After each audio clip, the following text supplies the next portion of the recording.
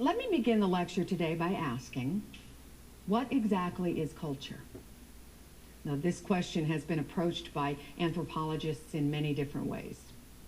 Murdoch, for example, in Outline of World Cultures, produced what many have called the ultimate laundry list of things cultural, by naming 900 odd categories of human behavior.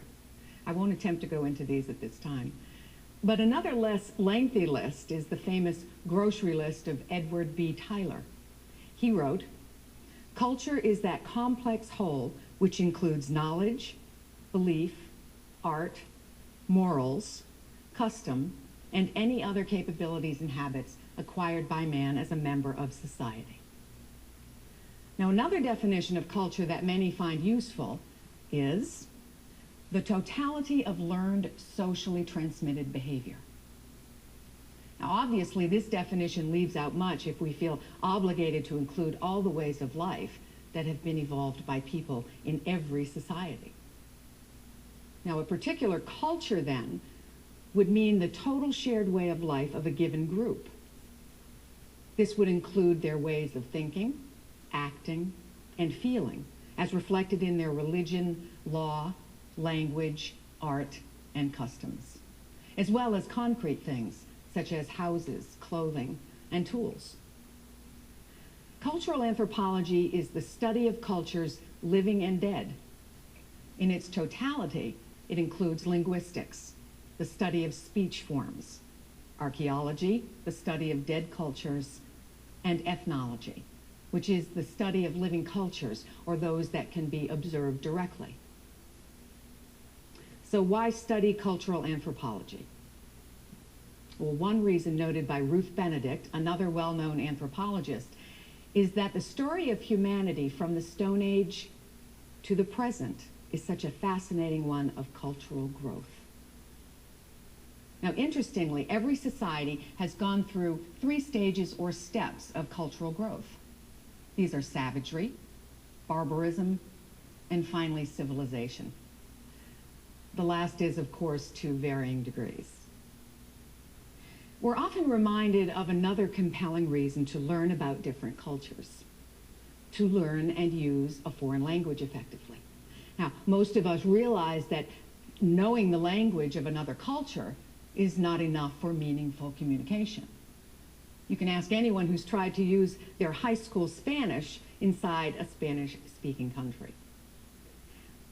Now, Ned Seeley, in his 1993 book, Teaching Culture, lists 6 skills to nurture and support intercultural communication. And number 1, cultivate curiosity about another culture and empathy towards its members.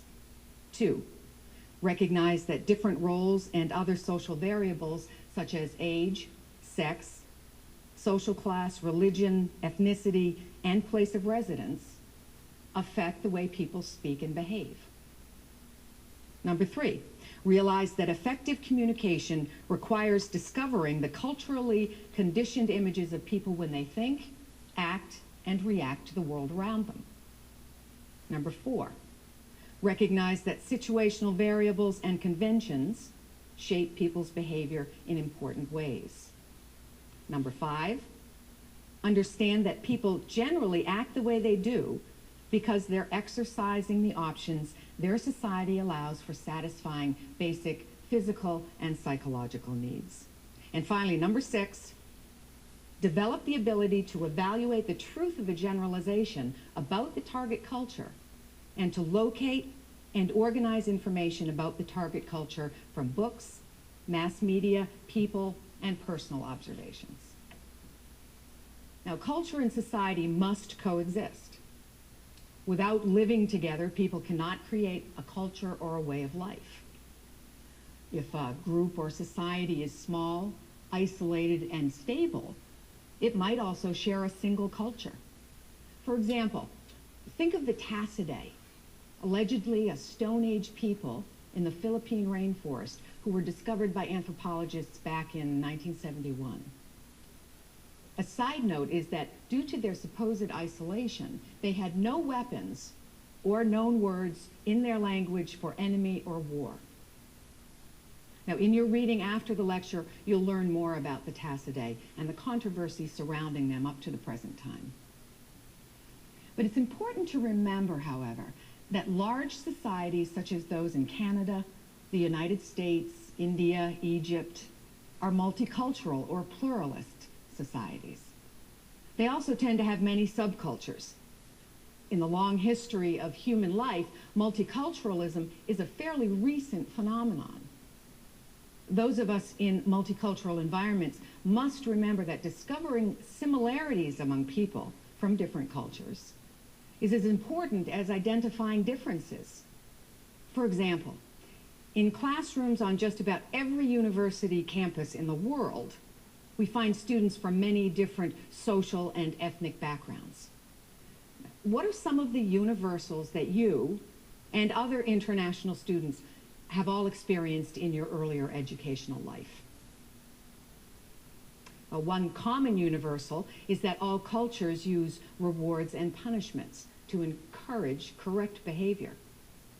Another example is that societies withhold certain information from the young. Now, this might include faults in our leaders or sexual taboos.